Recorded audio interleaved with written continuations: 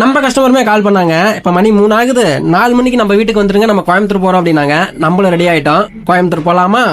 நம்மளும் இன்னைக்கு ட்ரிப்புக்கு போறதால எனக்கு தேவையான ட்ரெஸ்ஸையுமே பேக் பண்ணி எடுத்துக்கிட்டேன். டேய் ஓனரே, என்னடா 4 நாளைக்கு தேவையான ட்ரெஸ் எல்லாம் எடுத்துக்கிட்ட போல, என்ன லாங் ட்ரிப் போலாமா?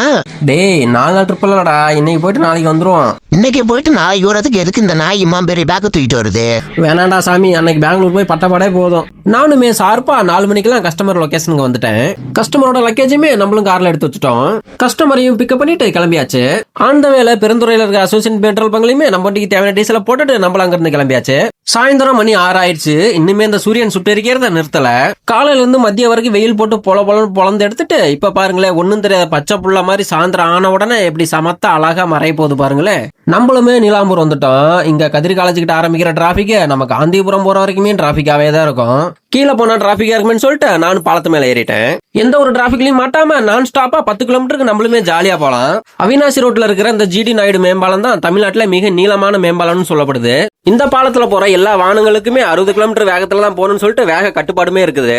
அடிக்கடி இந்த பாலத்திலையும் ஆக்சிடென்ட் ஆகிறதால ஓவர் ஸ்பீடா வர வண்டிகளுக்கும் சீட் பெல்ட் போடாம வரவங்களுக்கும் வண்டி நம்பரை வச்சு ஆட்டோமேட்டிக்கா ஃபைன் போடுற மாதிரி ஏஐ கேமராவும் கூடி சீக்கிரம் பொருத்த போறதா சொல்றாங்க. நாங்களுமே இப்ப குனியமுத்தூர் தான் போறோம். ஜங்ஷன் வழியா போறதால சரியான டிராபிக். நான் நல்லா நீராவி இன்ஜினா படத்துல தான் பாத்துருக்கேன். இன்னைக்குதான் இந்த மாதிரி இன்ஜினை நேர்ல பாக்குறேன். நாங்களுமே குனியமுத்தூர் ஆயிஷா மகாலுக்கு வந்தாச்சு. பல டிராபிக்களையும் கடந்து நம்ம கஸ்டமருமே சேஃபா கொண்டு வந்து டிராப் பண்ணியாச்சு. நமக்கு நைட்டு சாப்பாடு மண்டபத்துல தான். அண்ணனும் கோயம்புத்தூர் தான், அவரும் டிராவல்ஸ் வச்சிருக்காரு. நம்ம வீடியோல நிறைய பாப்பேன்னு சொன்னாரு. ரொம்பவே சந்தோஷமா இருந்துச்சு. சரின்னு சொல்லிட்டு நானும் அவர் சாப்பிட்டுட்டு வண்டிக்கு வந்துட்டோம். நானுமே தூங்க போறேன். நம்ம தூங்குறதுக்கு பெட்டுமே நீட்டா ரெடி பண்ணியாச்சு. நைட்டுமே கலகலன்னு இந்த கல்யாண மண்டபம் தூங்கி எந்திரிச்சிட்டு காலையில பாக்குற ஒரு ஈக்காக்கா குருவி இல்ல, நான் மட்டும்தான் இருந்தேன். நானும் போயிட்டு ஒரு குழியில போட்டு வந்துறேன். இவரும் நம்மளோட அண்ணன் தான், கோயம்புத்தூர், நம்மளோட ஃபாலோவர்னு சொன்னாரு.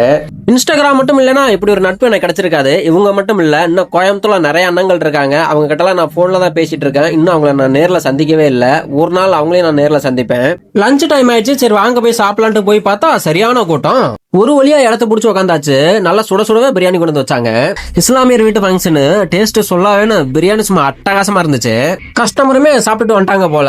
நம்மளையும் வண்டி எடுத்துட்டு வர சொன்னாங்க. சரிங்க வரேங்கன்னு சொல்லிட்டு நானுமே வண்டி எடுத்துட்டு கிளம்பிட்டேன். கஸ்டமருமே பிக்கப் பண்ணிட்டு நேரா ஈரோடு கிளம்பியாச்சு. உண்டா மயக்கம் தொண்டனு குண்டுன்னு சும்மாவா சொன்னாங்க. நல்லா சாப்பிட்டுட்டு வந்ததால நம்மளாலையும் தூக்கத்தை கண்ட்ரோல் பண்ண முடியல. அப்படியே ஒரு நல்ல பேக்கரியா பார்த்து நம்மளுமே வண்டியை ஓரம் கட்டியாச்சு. அடிக்கிற வெயிலுக்கு டீயை குடிச்சு அவ்வளவுதான் நினைச்சிட்டு நானுமே கூலிங்கா ஒரு பாதாம் பாலை வாங்கி குடிக்க ஆரம்பிச்சிட்டேன். கஸ்டமருமே சேஃபா அவங்க வீட்டுல இறக்கி விட்டாச்சு. நம்மளுமே இந்த ட்ரிப்பை சிறப்பா முடிச்சாச்சு. நம்ம வீடியோ பிடிச்சிருந்தா மட்டும் ஒரு ஃபாலோ பண்ணிக்கங்க. மீண்டும் அடுத்த வீடியோ சந்திப்போம். Tata, bye bye.